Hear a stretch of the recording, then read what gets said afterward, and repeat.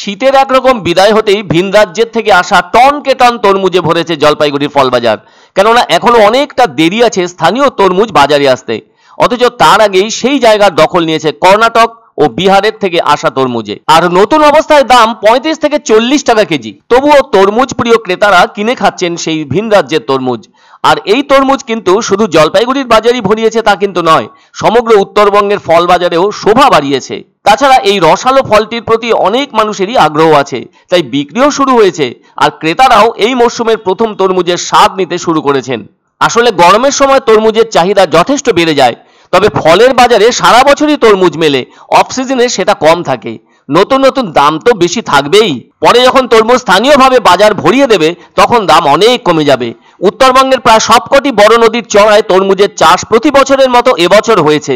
এখন তো গাছগুলি ডগা ছাড়তে শুরু করেছে, এরপর তো ফুল এসে তাতে তরমুজ বড় হতে শুরু করবে। ফলে তখন ওইসব নদীর চরে তরমুজ বাজারে এসে গেলে দামের চড়া ভাব অনেকটাই নেমে যাবে, আর সামান্য রোজগারে মানুষও তখন বাজার থেকে তরমুজ কিনে খেতে পারবেন।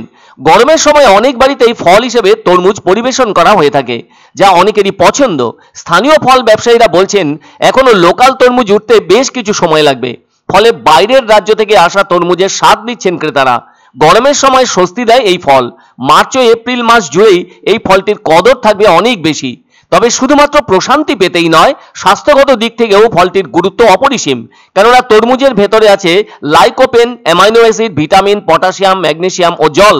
বলা যায় এই ফলটিতে জলের পরিমাণ 90 থেকে 92% আছে। তবে অনেক সময় শুনতে পাওয়া যায় ফলকে সতেজ রাখতে এবং আকর্ষণীয় করে তুলতে কৃত্রিম রং ও রাসায়নিক ব্যবহার করা হয়ে থাকছে, যা থেকে সতর্ক হওয়া অত্যন্ত জরুরি। যারা ফলগুলোর পরীক্ষা চালিয়ে থাকেন তাদের উচিত একবার করে পরীক্ষা করে দেখে নেওয়া, না হলে এই তরমুজ খেয়েও শরীর খারাপের মধ্যে পড়তে পারেন কেউ কেউ।